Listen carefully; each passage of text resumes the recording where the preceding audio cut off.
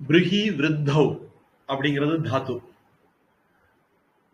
பிருஹத், பிருகதீஸ்வரர், இதெல்லாம் அதுல இருந்தா வருது. பெரிய, மூத்த, அந்த மாதிரி அர்த்தம் தரக்கூடிய வார்த்தை. அப்ப பிருஹி ஈன்னு தாத்து பாடத்துல அதை குறிச்சிருக்காங்க. அதை ஏன் குறிச்சிருக்காங்க அப்படிங்கிறதுக்கு ஒரு நோக்கம் இருக்கு. பாணினி ஏத்தம் குறைச்சா, இறக்கம் குறைச்சா, இன்னு எழுதுனா, இன்னு எழுதுனா, இப்படி ஒவ்வொன்றுக்கும் ஒரு காரணம் வச்சிருப்பார். டுபச்சஸ் பாக்கே, டுக்ருஞ்ச் கரணே, அங்க ஏன் டூ போட்டாரு அப்படிங்கிறதுக்கு ஒரு காரணம் இருக்கு. பஜ கோவிந்தம் பஜ கோவிந்தம் கோவிந்தம் பஜ மூடமதே சம்பிராப்தே சந்நிஹிதே காலே நைநகி ரக்ஷதி டுக்ருஞ்ச் கரணே.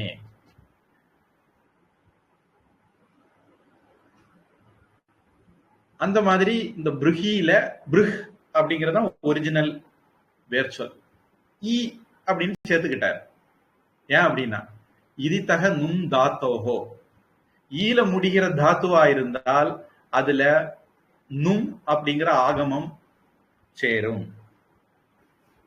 அது நும்ங்கிறது இன்னு சேரும் அப்படிங்கறத, அதுல ஏன் நும்னு சொன்னாருங்கிறதுக்கு அதுக்கு வேற கதை இருக்கு.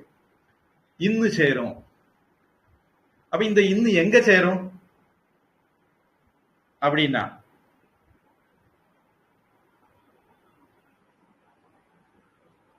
அதுக்கு ஒரு சூத்திரம் இருக்கு.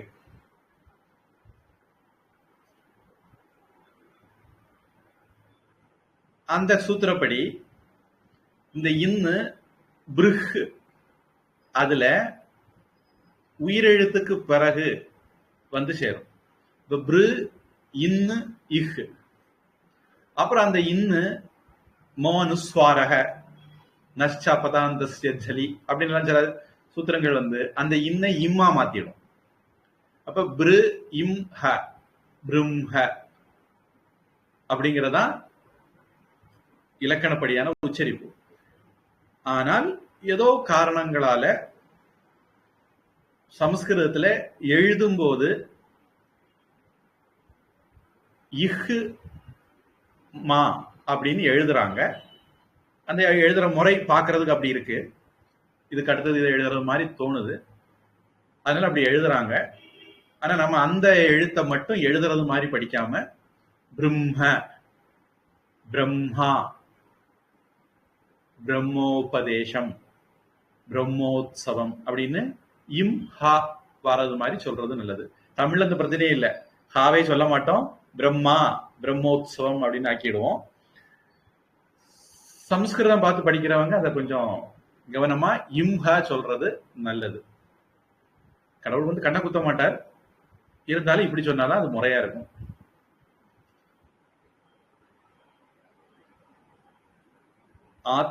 ஆத்தி அந்தௌ டக்கித்தௌ அப்படின்னு ஒரு சூத்திரம் வந்து அந்த இன்னு எங்க வருங்கிறத சொல்லும் நினைக்கிறேன்.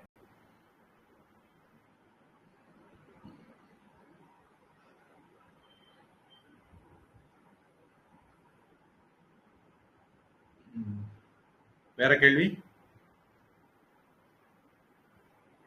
இல்ல குருஜி, கீதா கிளாஸ்ல வந்து பிரம்ம தான் படிக்கணும், பிரம்ம படிக்க கூடாதுன்னு சொன்னாங்க குருஜி.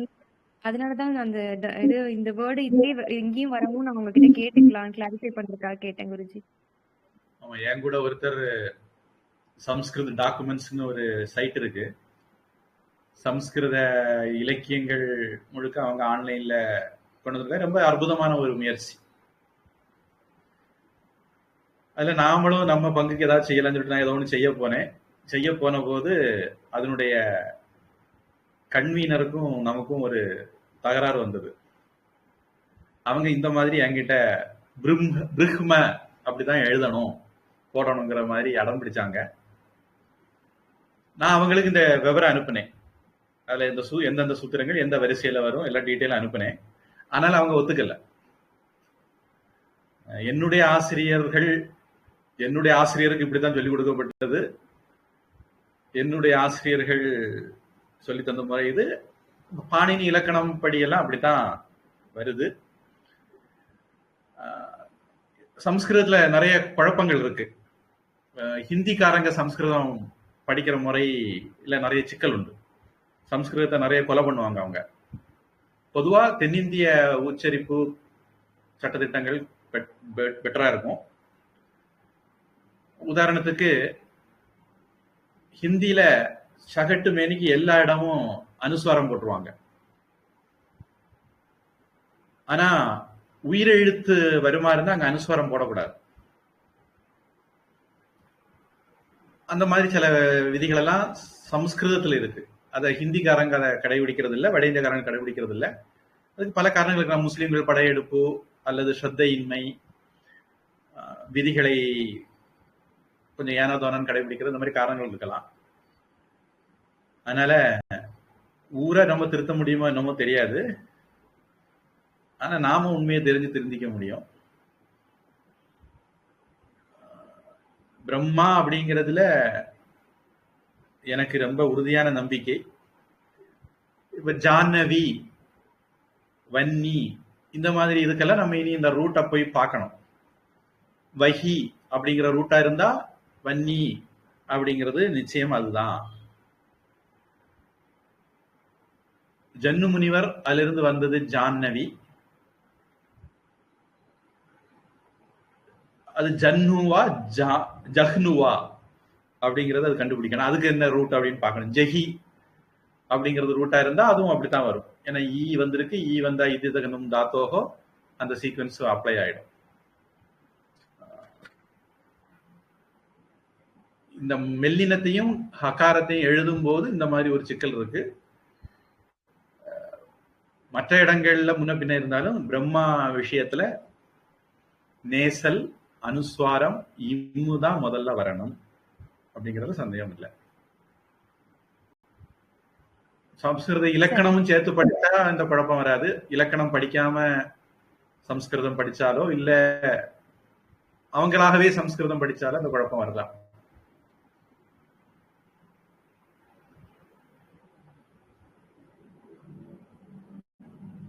சரிங்க குருஜி. எனக்கு இன்னொரு சந்தேகம் இருக்கு. நான் கிளாஸ் முடிஞ்ச அப்புறம் கேக்குறேன் குருஜி. நான் இதுவே அவசரப்பட்டு கேட்டுட்டு நம்ம இதுக்கு நடுவுல டிஸ்டர்ப் பண்ணிட்டேன். பரவாயில்ல, நீங்க சந்தேகம் கேட்டா கேக்குற எல்லாருக்கும் பிரயோஜனப்படும் தானே. நம்ம இந்த மீனிங் கிளாஸ் முடிஞ்சு கேட்கலாம். இல்ல பரவாயில்ல, கேட்கலாம். கீதா கிளாஸ்ல குருஜி நிறைய இடத்துல வந்து இப்ப எக்ஸாம்பிளுக்கு வந்து எஜந்தே சாத்விகா தேவான் யக்ஷ ரக்ஷாம்சி ராஜசாகாவை வந்து இம்மு சொல்லக்கூடாது, யக்ஷ ரக்ஷாம்சி ராஜசாகான்னு சொல்றாங்க. இம்முக்கு பதிலா இவ் அப்படி சொல்றாங்க. அது எதனால குருஜி நிறைய இடத்துல இந்த வேரியேஷன் வருது? இல்ல ஹிந்தி தழுவிய உச்சரிப்புகள் அல்ல, அவங்க இன்னு சொல்லுவாங்கன்னு நினைக்கிறேன். ரக்ஷான்சி அன்ஷ் குருஜி சொல்லுவாங்க. பொதுவா அனுஸ்வாரம் வரக்கூடிய இடத்துல இம்மு அப்படின்னு தெளிவா உச்சரிக்க கூட வேண்டியது இல்லை. அப்படி தேவை இருந்ததுன்னா இம்முன்னு எழுதிடலாம் தானே. இம்மு வந்து அனுஸ்வாரமா மாறிடுது. மோ அனுஸ்வாரக, இம்மு அனுஸ்வாரமாக மாறுது அப்படிங்கிறது ரூல். அதனால அனுஸ்வாரம் வரக்கூடிய எல்லா இடத்துலயுமே இம்மு சொல்ல வேண்டியது. பொதுவா நீங்க நான் சொல்லும் போது அந்த இதை கவனிக்கலாம். அனுஸ்வாரம் வரக்கூடிய இடத்துல அனுஸ்வாரம் போட்டு முறைப்படி விதிப்படி அனுஸ்வாரம் வந்திருந்தால், ஹிந்தி மாதிரி வராம முறைப்படி அனுஸ்வாரம் வந்திருந்தால் அந்த அனுஸ்வாரத்தை இம் அப்படின்னு உதடு ஒட்டி சொல்ல வேண்டிய அவசியம் இல்லை. அப்படின்னு மூக்கால சொன்னா போதும். நான் சமஸ்கிருத கிளாஸ்ல பொதுவா சொல்லுவேன், மாகேஸ்வராணி சூத்ராணின்னு ஒண்ணு வரும். அதுல லண் அப்படின்னு ஒண்ணு வரும். அத லன்னு சொல்லாம லண் அப்படின்னு மூக்கால சொல்லணும் லாவா அப்படின்பேன். அதே மாதிரி தியான ஸ்லோகத்துல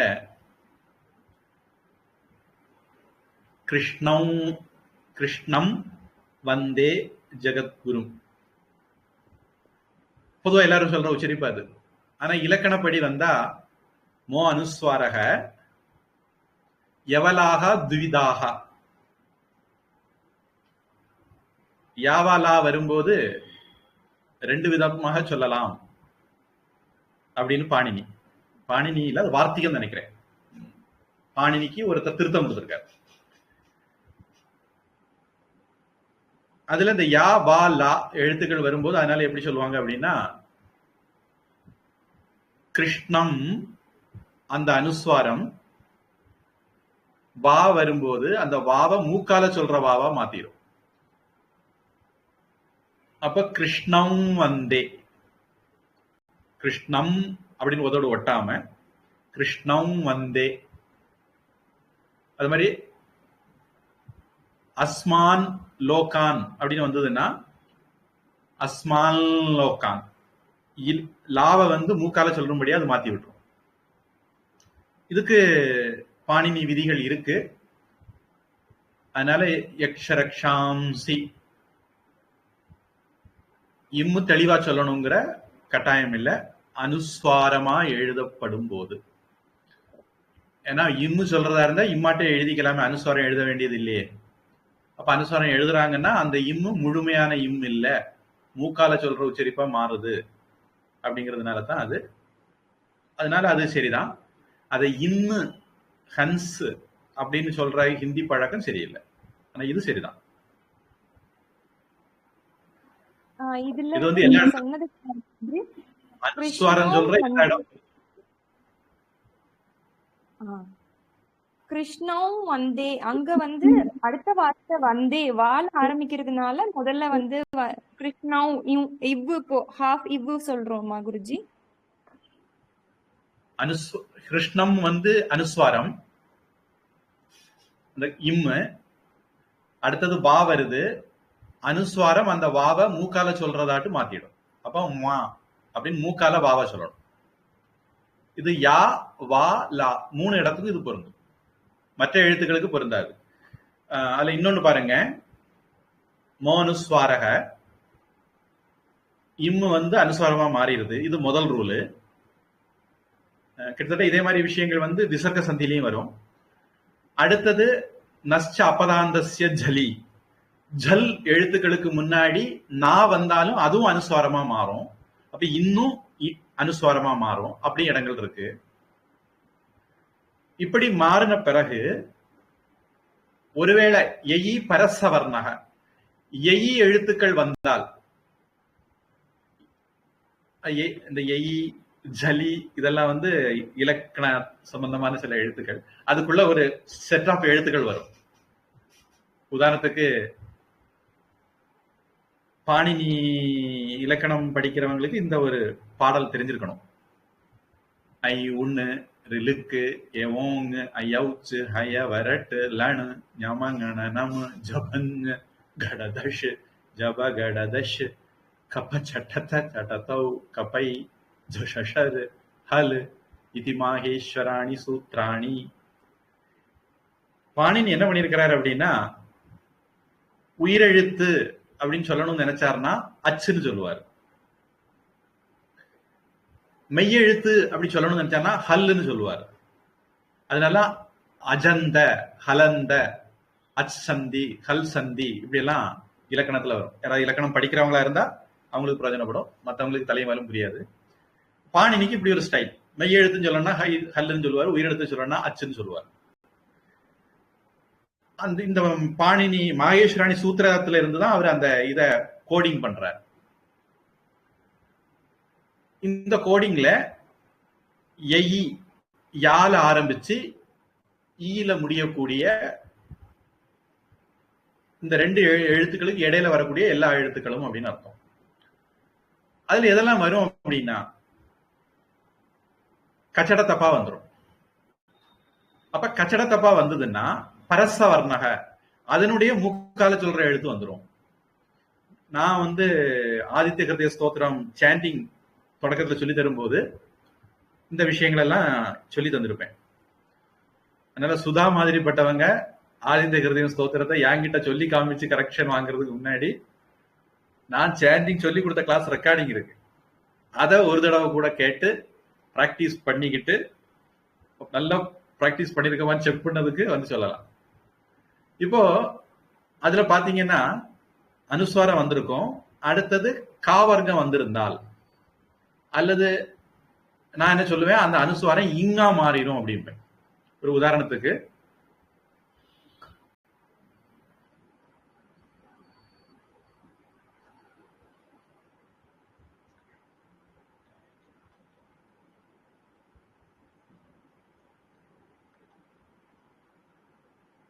மூக்கம் கரோதி வாச்சாலம், இப்படி ஒரு தியான ஸ்லோகம் இருக்கு. கீதா தியான ஸ்லோகத்துல ஒரு ஸ்லோகம். இந்த கிருஷ்ண வந்தே ஜெயத்குரு மாதிரி இது இன்னொரு தியான ஸ்லோகம். இதுல மூக்கம் அனுஸ்வாரம் வந்துடும், மோ அனுஸ்வாரக, இம்மு அனுஸ்வாரமா மாறிடும், அடுத்தது கா வருது. அப்ப என்ன ஆகும், இந்த அனுஸ்வாரம் இங்கா மாறிடும். பாணினி இலக்கணப்படி எயி பரசவர்ணக மூக்கங்கரோதி அப்படின்னு சொல்லணும். பொதுவா நம்முடைய சேஞ்சிங் கிளாஸ்ல நான் சொல்லக்கூடிய நிறைய குறிப்புகள் இலக்கணத்தை மனசுல வச்சு சொல்லக்கூடியதான். இலக்கணப்படி உச்சரிப்பு இப்படி வரணும் அப்படின்னு சொல்லக்கூடியதான். இப்போ மூக்கங் கரோதி வாச்சாலம் பங்குன், பங்கும் லங்கயதே, அங்க இம் அனுஸ்வரமா மாறிடும், அடுத்தது லா வருது.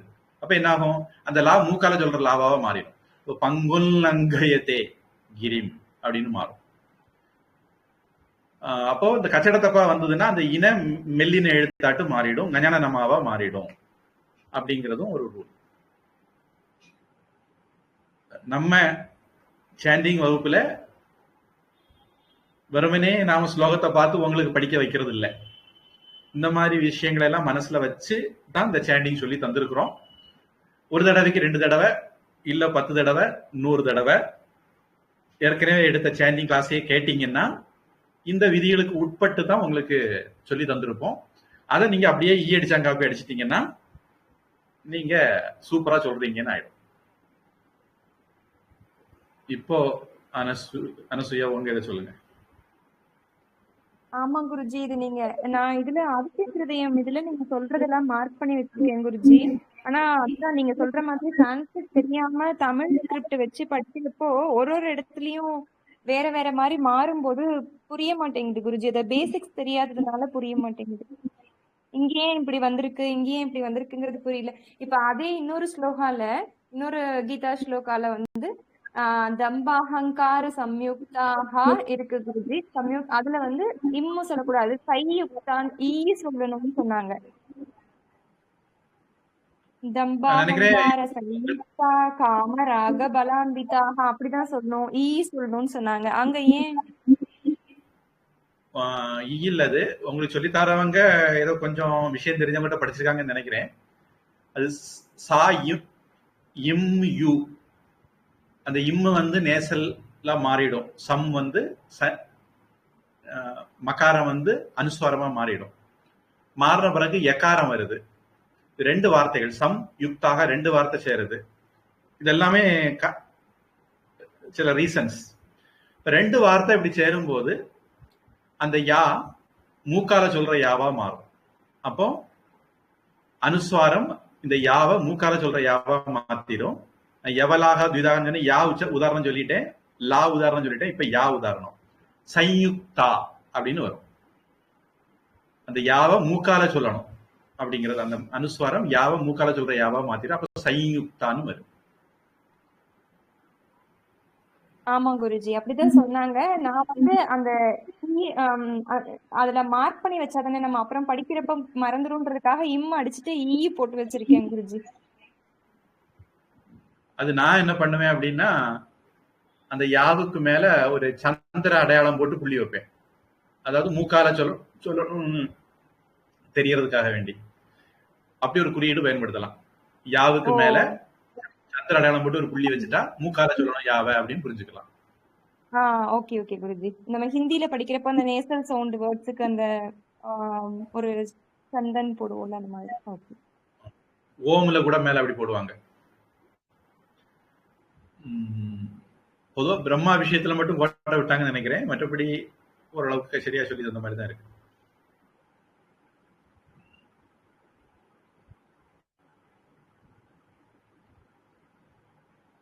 அது ஒரு ஒரு இடத்துலயும் மாறுறதுனால கேட்டுக்கிட்டேன் குருஜி.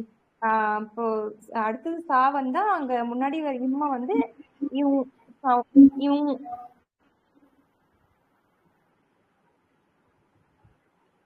சரிங்க குருஜி, நான் நோட் கா பண்ணிக்கிறேன் வந்து குருஜி. கா வந்தா இங்கு, சா வந்தா இங்கு.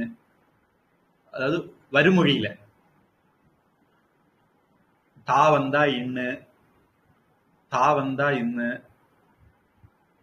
பா வந்தா இம்மு. அது வந்து என்னாகும், பளிச்சுன்னு தெரியாது. ஆனா பா வந்தா இம்மா மாறும்.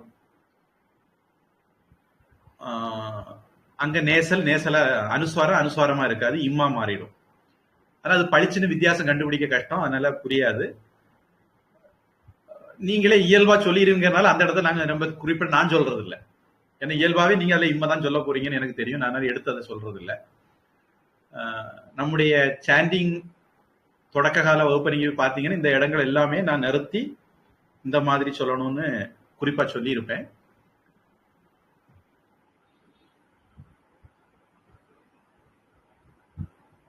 சரிங்க குருஜி.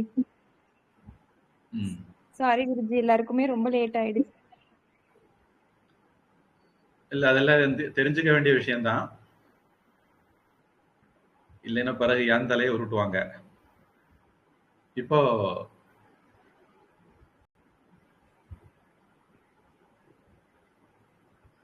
18வது ஸ்லோகம் குருஜி. உக்ராய அப்படிங்கிறது பார்த்துட்டு இருந்தோம். நம நமக உக்ராய. நான் நினைக்கிறேன் ஒருவேளை உங்க புத்தகத்துல நம உக்ராயன்னு இருக்கலாம். அப்படி இருந்தா அது சரிதான். புத்தகத்துல எப்படி இருக்கு? உக்ராய தான் இருக்கு குருஜி. நமக உக்ராய அப்படின்னு இல்ல இல்ல குருஜி. அதான் சரி. இலக்கண விதிப்படி நம உக்ராய அப்படிங்கறதான் சரி. அந்த விசர்க்கம் மறைஞ்சிரும். தனியா சொல்லும் போது உக்ராய நமக அப்படின்னு சொல்லணும். உக்ரம் நமக்கு கொஞ்சம் தெரிஞ்ச தமிழ்ல பயன்படுத்துற வார்த்தை தான். ரொம்ப நம்ம என்ன சொல்லுவோம், உக்கிரமா இருக்கான்னு சொல்லுவோம், உக்கிரமா இருக்கான்னு சொல்ல மாட்டோம். அவ்வளவுதான் வித்தியாசம் தமிழுக்கும் சமஸ்கிருதத்துக்கும். பயத்தை உண்டு பண்ணுகிறவர், ரொம்ப வீராவேசமா இருக்கிறவர், காளி மாதிரி அப்படி சொன்னவர்கள் நல்லா புரியுமா என்னமோ. இந்த இடத்துல ஒரு சின்ன டைவர்ஷன் எடுக்கிறேன். கோரி, நான் முகமது கோரிய சொல்லல, அவன் கோரமானவன் தான். அகோரி அப்படின்னு கொஞ்சம் சாதுக்களை போட்டு ஆர்எஸ்பி மீடியா பைத்தியக்காராக்கிட்டு வருது. சாதுக்கள்ல ஒரு வகைக்கு அகோரின்னு பேரு. பலதரப்பட்ட சாதுக்கள் இருக்காங்க, அதுல ஒரு இனத்துக்கு அகோரின்னு பேரு. பொதுவா என்ன நடக்குது, இந்த நாகா சாதுக்களையும் அகோரிகளையும் கலந்து அடிக்கிறாங்க. அதுவும் தப்பு. நாகா சாதுக்கள்ங்கிறது எங்களை மாதிரி அப்பாவிகளை பாதுகாக்கிறதுக்காக ஏற்பட்ட சந்நியாச ராணுவ வீரர்கள். சாதுக்கள் இருக்கக்கூடிய ராணுவ வீரர்களுக்கு நாகா சாதுக்கள்னு பேரு. அது வேற. அகோரிகள்ங்கிறது வேற. சிவபெருமானுடைய ஒரு வகையை சேர்ந்தவர்கள் அப்படிங்கிறது தெரியுது. ஓம் நம சிவாயன் ஒரு சீரியல், லைஃப் ஓகே அத மாதிரி ஏதோ சேனல்ல வந்துட்டு இருந்தது. அந்த சமயத்துல நான் ரிஷிகேஷ்ல இருந்த போது எதேச்சியா ஒரு நாள் பாக்குற வாய்ப்பு கிடைச்சது. அப்ப அதுல இதை பத்தி கொஞ்சம் விரிவா நல்லபடியா கரெக்டா வருதுங்கிறத தெரிஞ்சுக்கிட்டேன். நான் முழுக்க பார்க்க முடியல. நான் என்னுடைய ரொட்டீன் வேற. ஏதோ கிடைச்ச ஏதோ ஒன்றரை நாள் பார்த்ததுல சரியாக அதை சொல்லியிருக்காங்கிறது மட்டும் பார்த்தேன். யாராவது கூடுதல் தெரியும்னா லைஃப் ஓகேல வந்து ஓம் நம சிவாய சீரியல பாத்துக்கலாம். சிவபெருமானுக்கு 5 முகங்கள் உண்டு. அதுல ஒண்ணு அகோர முகம். அகோர முகத்தை ஈஷால பைரவி, லிங்க பைரவிக்கு எதிர்த்தாப்புல செதுக்கி போட்டிருப்பாங்க. பாத்தீங்கன்னா எல்லாம் சாந்தமா புன்னகையோட இருக்கும். அகோரம்னா புன்னகையோட இருக்கிறது, சிரிச்ச முகம் சீதேவியமா இருக்கிறதுன்னு அர்த்தம். கோரமும் இல்லாதது அகோரம். அதனால அகோரிய பத்தி வரக்கூடிய கட்டுக்கதைகள் எல்லாம் ஃப்ராடு வேலைகள், ஆர்எஸ்பி மீடியாக்களுடைய கைவண்ணம். சிவபெருமானுக்கு 5 முகங்கள் உண்டு. அதோட அதோ முகமும் சேர்ந்து 4 திசைக்கு 4 முகம், மேல ஒரு முகம், கீழே ஒரு முகம் சேர்ந்து 6 முகங்கள்ல இருந்து 6 நெற்றிக்கண்ணுல இருந்து 6 தீபச்சுடர்கள் வந்து கார்த்திகேயன் ஷண்முகன் உருவானார் அப்படிங்கிறது, ஸ்கந்தன் உருவானாருங்கிறது கதை. இந்த 5 முகத்துக்கு இப்படி ஒரு ஸ்லோகம் இருக்கு, மந்திரம் இருக்கு. சமய வகுப்புல தொடக்க நிலையில இளநிலையில இருந்தது இதை பத்தி விவரங்கள். இப்போ தொடக்க நிலையிலயோ இளநிலையிலயோ ரெண்டுலயுமே இருக்காதுன்னு நினைக்கிறேன். அதை நான் தூக்கி விட்டுட்டேன். ஏன்னா இளநிலை ஏற்கனவே பாடம் ரொம்ப கஷ்டமா இருக்கு, பிள்ளைகள் எல்லாம் படிச்சு பாஸ் பண்ண கஷ்டப்படுறாங்க அப்படிங்கிறதுனால இளநிலையில நிறைய பாட குறைப்பு செய்தோம். அதுல முருகன் கதை தொடக்க நிலையில ரொம்ப எளிமையாகவும் இளநிலையில ரொம்ப கடுமையாகவும் இருந்தது. இளநிலை கதைய கட் பண்ணி விட்டுட்டோம். அந்த இளநிலை பழைய பாட புத்தகத்துல சிவபெருமானுடைய 5 முகங்களுடைய பேரு வரும்னு நினைக்கிறேன். எது என்னாலும் இப்ப சொல்றேன். சத்யோ ஜாத்தம் பிரபத்யாமி சத்யோ ஜாத்தாய வை நமோ நமஹ. சத்யோ ஜாத்தம் அப்படிங்கிறது ஒரு முகத்துடைய பேர். பவே பவே நாதி பவே பவஸ்வமாம் பவோத்பவாய நமஹ. வாமதேவாய நமோ ஜேஷ்டாய நம ஸ்ரேஷ்டாய நமோ ருத்ராய நம காலாய நம கலவிகரணாய நமோ பலவிகரணாய நமோ பலாய நமோ பல பிரமதனாய நம சர்வபூததமனாய நமோ மனோன்மனாய நமஹ. வாமதேவம் அப்படிங்கிறது 2வது முகம். அகோரேபியோ தகோரேபியோ घोर घोरतरेभ्यः सर्वेभ्यः सर्व सर्वेभ्यो नमस्ते अस्तु रुद्ररूपेभ्यः तत्पुरुषाय विद्महे महादेवाय धीमहि तन्नो रुद्रः प्रचोदयात्. அகோரம் அப்படிங்கிறது 3வது முகம். ஈசானः சர்வ வித்யானாம் ஈஸ்வரः சர்வபூதானாம் ब्रह्माधिपतिर् ब्रह्मणोधिपतिर् ब्रह्मा शिवो मे अस्तु सदा शिवोம். ஈசான அப்படிங்கிறது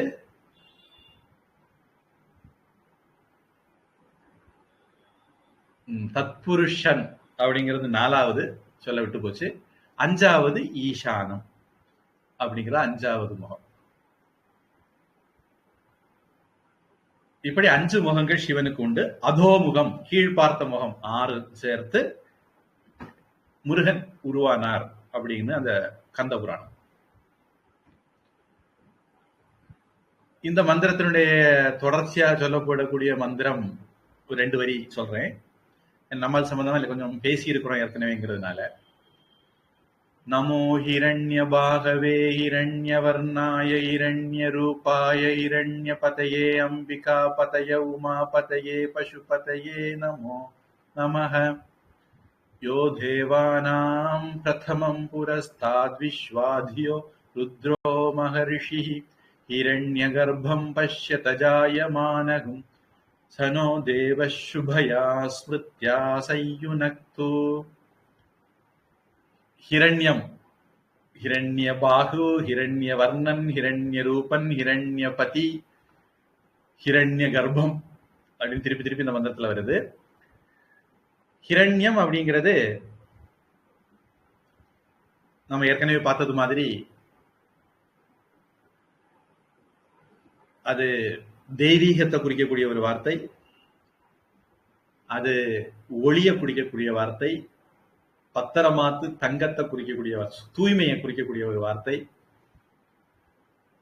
அதனால ஒளியை குறிக்கக்கூடியதா இருக்கிறதுனால, தூய்மையை குறிக்கக்கூடியதா இருக்கிறதுனால ஞானத்தை குறிக்கக்கூடிய ஒரு வார்த்தை. இந்த அர்த்தங்கள் எல்லாம் அந்த ஹிரண்யம்ங்கிறதோட நாம சேர்த்து புரிஞ்சுக்கணும். ஏற்கனவே நம்ம ஹிரண்ய ரேதஸ் ஹிரண்ய கர்ப்பன்லாம் பார்த்துருக்குறோம், அதனால அதை சொன்னேன். அப்புறம் வீராய நமக. சஹஸ்ரநாமத்துல விஷ்ணு சஹஸ்ரநாமம் சொன்னா விஷ்ணு சஹஸ்ரநாமம், கீதைன்னு சொன்னா பகவத்கீதை. பல கீதைகள் இருந்தாலும் கீதைன்னு சொன்னா பகவத்கீதை, பல சஹஸ்ரநாமங்கள் இருந்தாலும் சஹஸ்ரநாமம் சொன்னா விஷ்ணு சஹஸ்ரநாமம். 401, 643, 658 இந்த மாதிரி இடங்கள்ல வீராய வருது. வீரன் அப்படிங்கிறது ஒரு அர்த்தம், வேகமானவன் அப்படிங்கிறது ஒரு அர்த்தம், செயல்களில் ஈடுபடுத்துபவன் அப்படிங்கிறது ஒரு அர்த்தம். இப்படி 3 அர்த்தம் 3 இடத்துலையும் விஷ்ணு சஹஸ்ரநாமத்தில் எடுத்திருக்காங்க. ஆங்கிலத்துல கூட விரைல் அப்படிங்கிற ஒரு வார்த்தை உண்டு, ஆண்மை உள்ள அந்த மாதிரி அர்த்தத்துல பயன்படுத்துவாங்க. அது வீர அப்படிங்கிற வேர் சொல்ல இருந்தா வந்ததுன்னு நாம சொல்லிக்கிடலாம், சொல்லி அப்படி காரை இருந்தா தூக்கி விட்டுக்கலாம். அடுத்தது சாரங்காய நமோ நமக.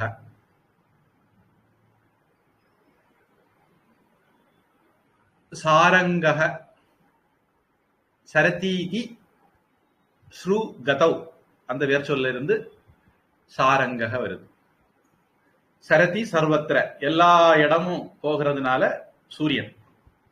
ஒண்ணு வடக்கு தெற்கா போகிறது, ஒண்ணு மேற்கு கிழக்கா போகிறது, ஒண்ணு அவருடைய ஒளி கிரணங்கள் எல்லா இடமும் போகிறது, இன்னொன்னு. இப்படி இனி பரமாத்மா, இது சூரியன் பார்த்தா, பரமாத்மா ஆதித்யன்னு பார்த்தா அவர் எல்லா இடமும் வியாபிச்சு இருக்கிறதுனால சாரங்கக அப்படிங்கிறது சூரியனை குறிக்கிறது. இந்த சாரங்கிறது ஒரு சுவாரஸ்யமான வார்த்தை, அதுக்கு இத்தனை அர்த்தம் இருக்கு.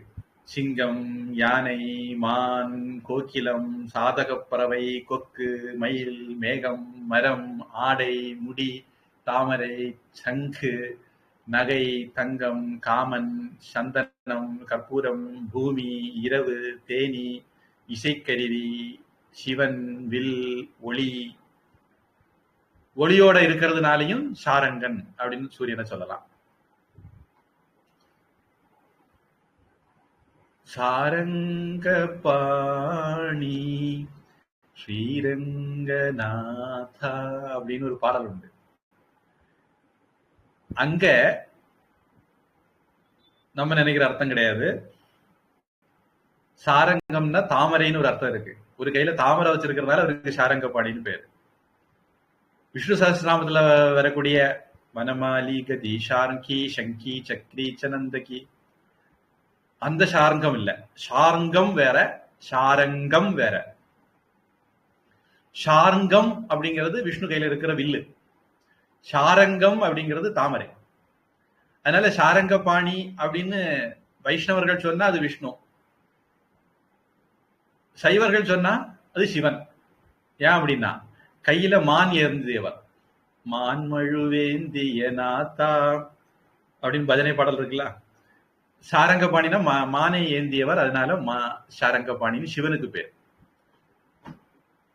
அதனால இங்க சாரங்க பாணியா இருக்குது, சாரங்க பாணியா இல்லைங்கிறத கவனத்துல வச்சுக்கணும். சாரங்காய நமோ நமக ஒளி உள்ளவர்ங்கிறதுனாலையும் சொல்லலாம், சஞ்சரிக்கிறதுனாலையும் சொல்லலாம், எல்லா இடமும் நிறைந்திருக்கிறதுனாலையும் சொல்லலாம். நம பத்ம பிரபோதாய. மறந்திருந்தா இப்ப ஞாபகப்படுத்துறேன். நமக பத்ம பிரபோதாயம் சொல்லலாம். நம உதடு ஒட்டாம பா சொல்லணும். நம பத்ம பிரபோதாய அப்படி சொல்லலாம். ஏன்னா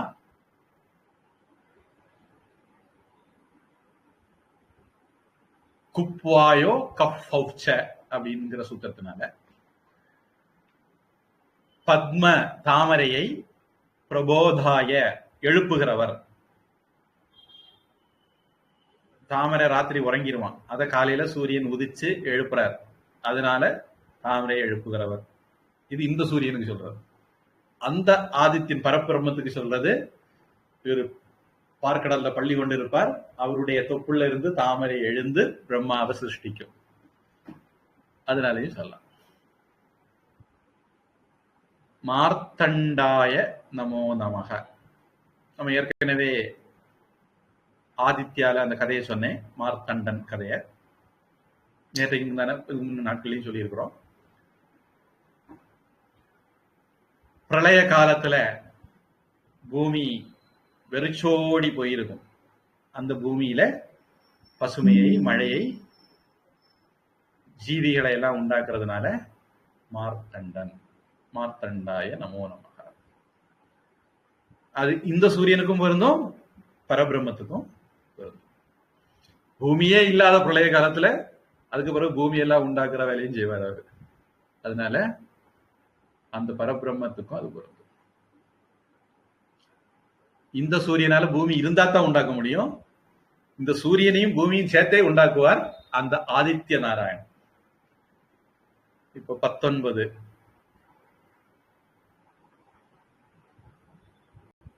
சிவா படிங்க. ब्रह्मेशानाच्युदेशाय सूर्या आदित्यवर्षसे पार्श्वदे सर्वभक्षाय रौद्राय ववुषे नमः.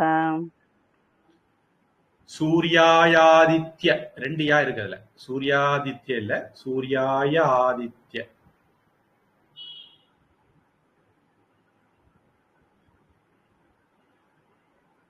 பிரம்ம ஈசான அச்சுத ஈசாய. பிரம்மா, ருத்ரன் அல்லது சிவன், ருத்ரன் வச்சுக்குவோம், குழப்ப வேண்டாம். பிரம்மா, ருத்ரன், விஷ்ணு, அச்சுதன், இவங்களுக்கெல்லாம் ஈசன். இப்ப எனக்கு இதுல எல்லாம் நம்ம கன்ஃபியூஷன் எல்லாம் கிடையாது. ஏன்னா நம்ம பாரம்பரியமா படிச்சிருக்கிறோம். எதை எதை எந்தெந்த இடத்துல ஃபிட் பண்ணணும்னு நமக்கு தெரியும். அதனால நமக்கு இதுல குழப்பம் கிடையாது. ஆனா சிவன்ல போய் லாக் ஆயிட்டாங்க, விஷ்ணுல போய் லாக் ஆயிட்டாங்க. அப்படி லாக் ஆனவங்களுக்கு இது ஜீரணிக்க முடியாத விஷயமா இருக்கும். லாக் ஆனாலே ஜீரணிக்க முடியாது. அதனால எப்பவுமே ஓப்பன் மைண்டோட இருக்கணும். நமக்கு பரபிரம்மம்னு ஒண்ணு இருக்கு. அவர் 5 தொழில்களை செய்யும் போது அவருக்கு 5 பேரு. அவர் பலவிதமான தொழில்கள் செய்யும் போது அவர் பலவிதமான தேவதைகளாக இருக்காரு. அவர் ஒருத்தர் தான் எல்லாமாக இருக்கிறார். இந்த பேசிக் கான்செப்ட் நமக்கு தெளிவா இருந்தோம்னா இதுல எல்லாம் குழப்பம் இல்லை. அதனால மும்மூர்த்திகளுக்கும் ஈஸ்வரனாக இருக்கிறவர் பிரம்மேஷான அச்சுதேஷாய நமக. விஷ்ணு சஹஸ்ரநாமத்துல கேசவன் ஒரு பேர் வரும். அங்க இப்படி ஒரு விளக்கம் இருக்கு.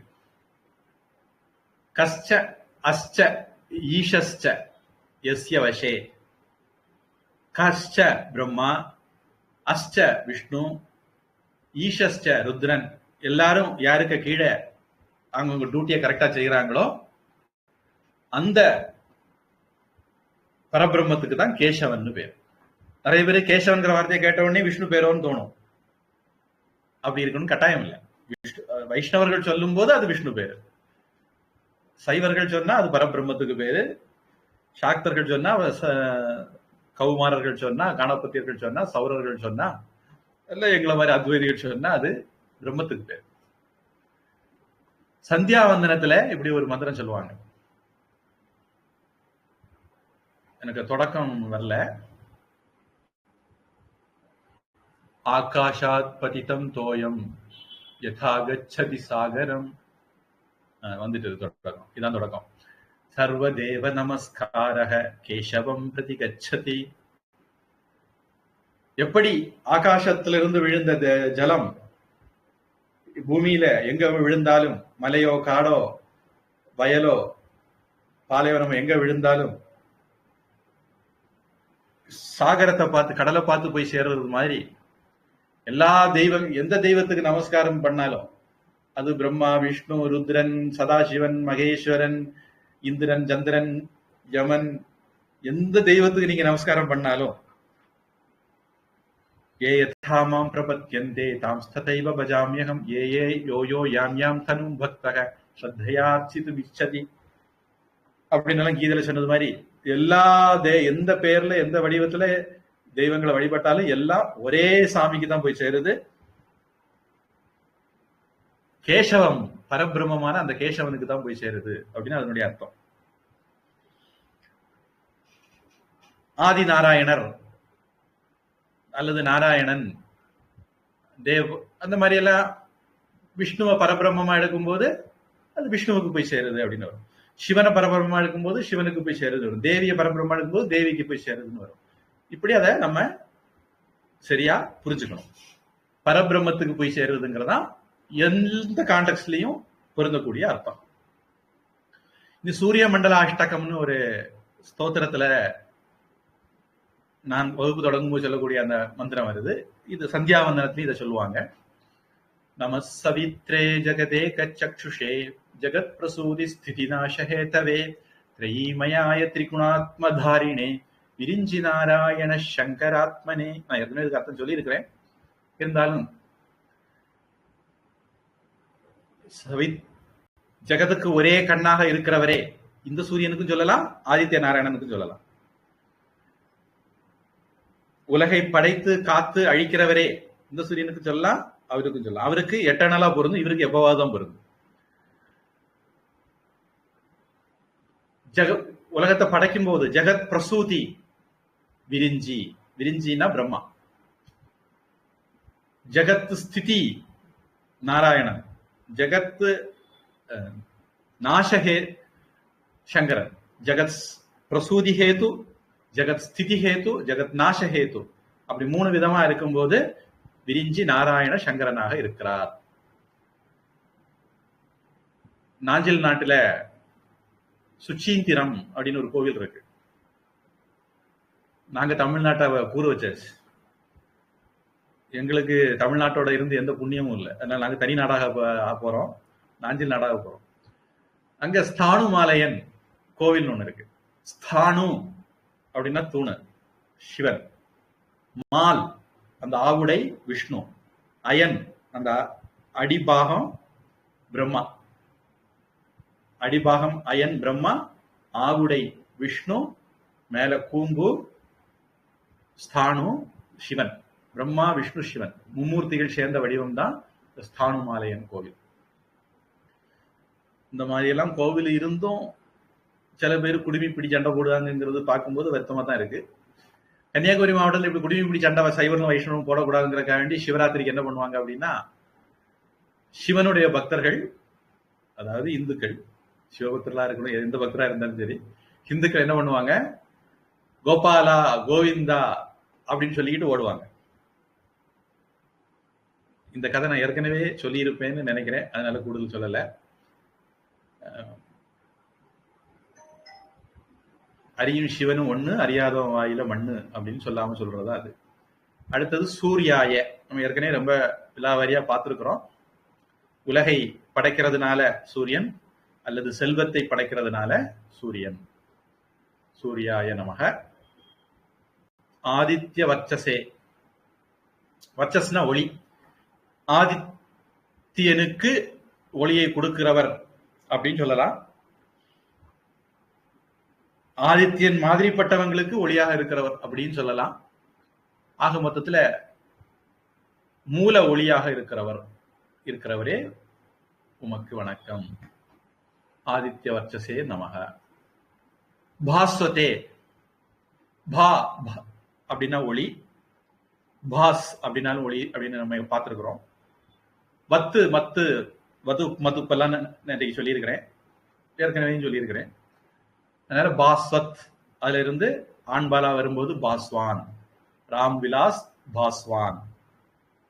சூரிய குலத்துல வந்த கத்திரிய பரம்பரை போல இருக்கு, அதனால அவங்க பாஸ்வான் பேர் வச்சுக்கிறாங்க. இன்னைக்கு தாழ்த்தப்பட்டவர்களா இருக்காங்க, ஆனா முஸ்லீம்களால தாழ்த்தப்பட்ட ஜாதிக்கு தள்ளப்பட்டாங்க. உண்மையிலே அவங்க கத்திரிய பரம்பரையை சேர்ந்தவங்க. பாஸ்வான் ஒளியை உடையவர். பத்து மத்தெல்லாம் வந்தா உடையவர்னு அர்த்தம். பால்காரன், பால்காரி, வளையல்காரன், வளையல்காரி, காய்கறிக்காரன், காய்கறிக்காரி. இந்த காரன்காரி மாதிரி மத்து வத்து வேலை செய்யும். ஒளியை உடையவரே உமக்கு வணக்கம். பாஸ்வதே நமகா. சர்வ பக்ஷாய, எல்லாத்தையும் சாப்பிடுகிறவரே, பிரளய காலத்தில் எல்லாவற்றையும் சாப்பிடுகிறவரே உமக்கு வணக்கம்.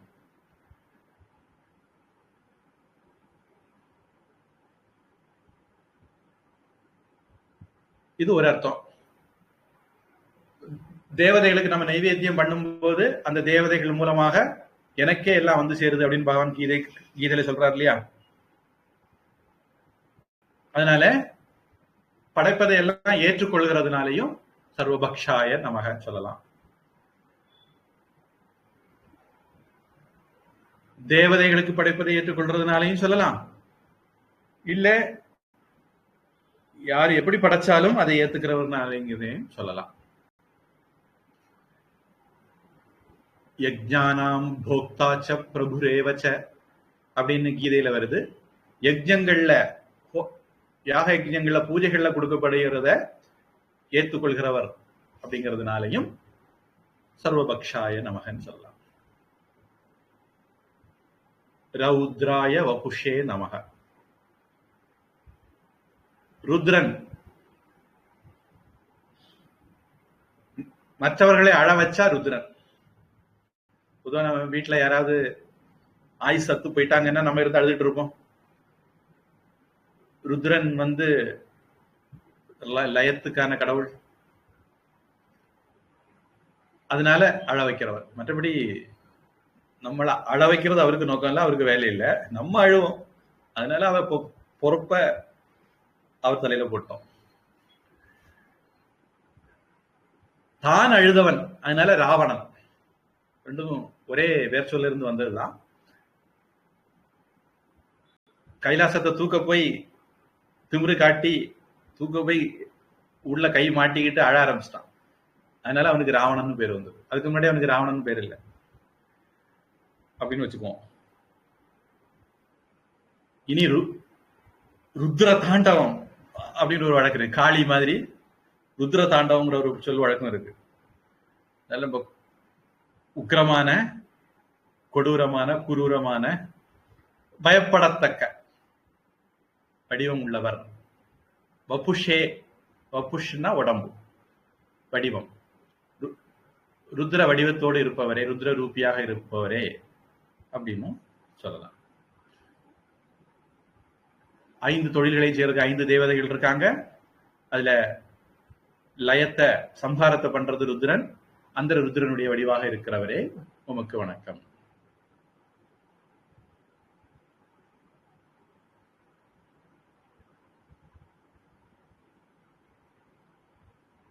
இருபது அனுசுயா. समोघ्नाय हिमघ्नाय शत्रुघ्नायामितात्मने कृतघ्नघ्नाय देवाय ज्योतिषां पतये नमः. தமோ க்னாயங்கிறது முதல்ல எடுத்துக்குவோம். க்ன அப்படின்னா கொல்றது, அழிக்கிறது. இந்த இடத்துல ஒரு சில குழப்பங்கள் ஏற்படுத்துறவங்க இருக்காங்க. ஞானம் அப்படிங்கறது GNA அப்படின்னு எழுதுற குழப்பவாதிகள் இருக்காங்க. JNA எழுதுனா குழப்பம் இல்லை, GNAன்னு எழுதுவாங்க. இனி தமிழ்ல இக்கு ஞா எழுதி ஞானம்னு எழுதுறவங்க இருக்காங்க. இவங்க எல்லாம் குழப்பவாதிகள். இஜ்ஜு ஞா போடணும், இக்கு ஞான்னு போடுவாங்க. இனி க்ன அப்படின்னா அழிக்கிறது, ஞா அப்படின்னா அறிகிறது. ரெண்டுக்கும் மலைக்கு மடுவுக்குள்ள வித்தியாசம் உண்டு. அதனால அந்த உச்சரிப்பு, உச்சாரணத்துல கவனமா இல்லைன்னா பொருள் மாறி போகும். தம, தமக, தமஸ் அப்படின்னா இருட்டு, அறியாமை. க்னாய அறியாமையை நீக்குகிறவர், அறியாமை இருளை நீக்குகிறவர், அந்த பரம்பொருள். இந்த சூரியன் என்ன எடுத்துக்கிட்டா இருட்டை நீக்கிறவர் எடுத்துக்க வேண்டியதுதான். இந்த சூரியன் செகண்டரி, நம்ம அந்த அர்த்தத்துல இந்த இதை பார்க்கல அப்படிங்கறத ஞாபகம் வச்சுக்கோங்க. ஹிமக்னாய, ஹிமம்னா பனி, குளிர். குளிரை விரட்டுபவர், பனியை உருகச் செய்பவர். சத்ருக்னாய, சத்ருக்னன் ராமருக்கு தம்பி பேரு. சத்ருக்களை அழிப்பவர்.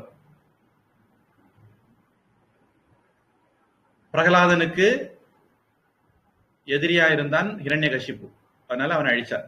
பக்தர்களுக்கு யாரெல்லாம் எதிரிகளோ பக்தர்களுக்கு யாரெல்லாம் உபத்திரவம் பண்றாங்களோ அவங்களுக்கெல்லாம் நாசத்தை கொடுக்கவர். அதனால சத்ருக்னாய நமக. அல்லது சில பேர் கடவுளை எதிரியா நினைச்சிட்டு இருக்காங்க. திராவிட கூமுட்ட கூட்டங்கள் எல்லாம் அப்படிதான் இருக்கு. அந்த மாதிரி எதிரிகள் மனசுல கூட எதிரி புத்திய அழிக்கிறவர். அப்பவும் சத்ருக்னாய தான். அமிதாத்மனே. மித அப்படின்னா மா அளக்கிறது, மித அளக்க முடிந்தவர், அமித அளக்க முடியாதவர்.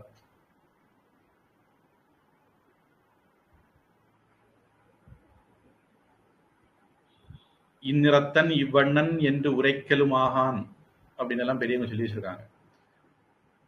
கடவுளை பத்தி பொதுவா இப்படித்தான் அப்படின்னு சொல்லி விளக்க முடியாது, இப்படியெல்லாம் இல்லைன்னு சொல்லி விளக்குவாங்க. அதுதான் நேத்தி நேத்தி முறை அப்படின்னு சொல்லுவாங்க.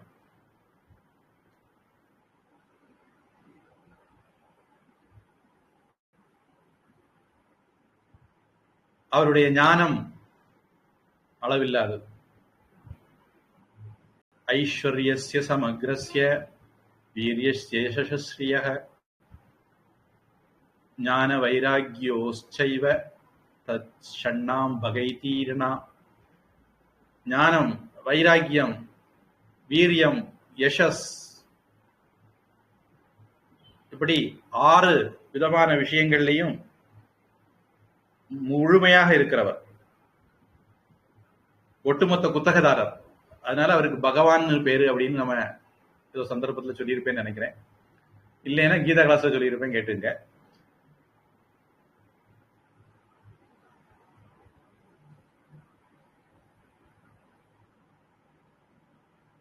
தேச கால வஸ்து பரிச்சேதம் இல்லாதவர். இந்த தேசத்துலதான் இருக்கார், இந்த காலத்துலதான் இருக்கார், இந்த பொருள்ல தான் இருக்கார் அப்படின்னு எல்லாம் அவர் சொல்ல முடியும். எங்கும் நிறைந்தவர், அதனால அளவிட முடியாதவர். அமிதாத்மனே நமக.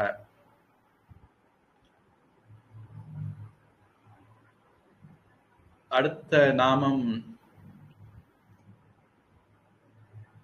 சரி அடுத்த வகுப்புல பார்க்கலாம்னு நினைக்கிறேன். கொஞ்சம் விஸ்தாரமா சொல்லணும்.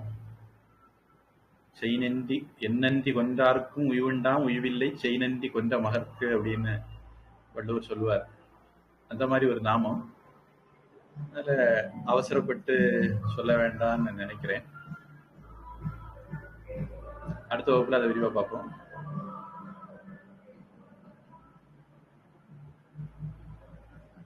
அடுத்த வகுப்பு ஞாயிற்றுக்கிழமை, அடுத்த ஞாயிற்றுக்கிழமை, வரக்கூடிய ஞாயிற்றுக்கிழமை பிரார்த்தனை. ஏதாவது கேள்வி இருக்கா?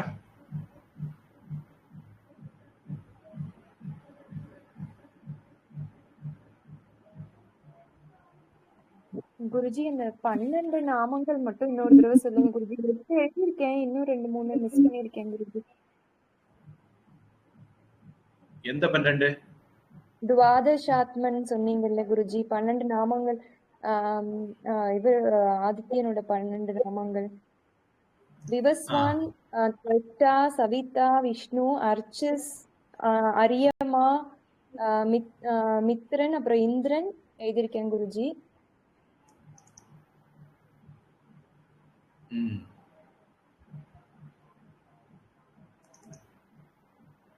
வருணன், இந்திரன், வருணன் சொன்னீங்க குருஜி.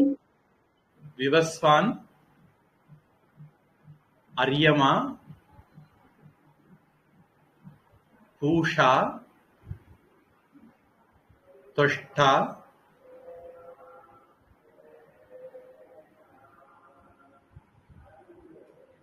சவிதா, भगः, धाता, विधाता,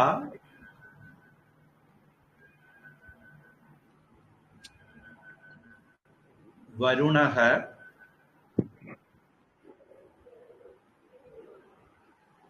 மித்ரஹ,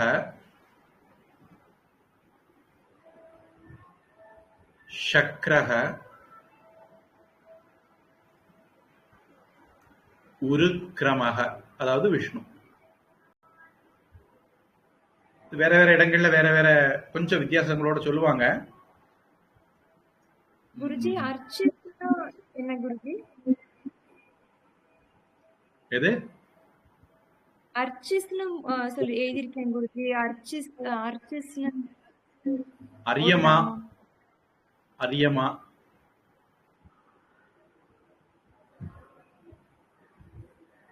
அரியமாவா அர்ச்சிஸ்னு எழுதியிருக்கீங்களான்னு தெரியல. விஷ்ணுக்கு என்ன சொன்னீங்க குருஜி? விஷ்ணுக்கு உருக்கிரமக, நீண்ட பாதங்களை உடையவருங்கிற அர்த்தத்துல வரும். அது விஷ்ணுன்னு தான் பரவலா சொல்றது.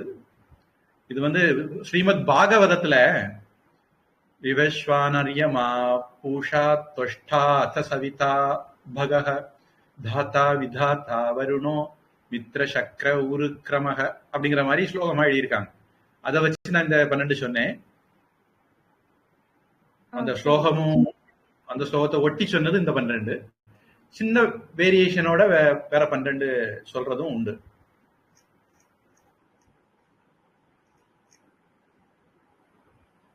எழுதிட்டேன் குருஜி.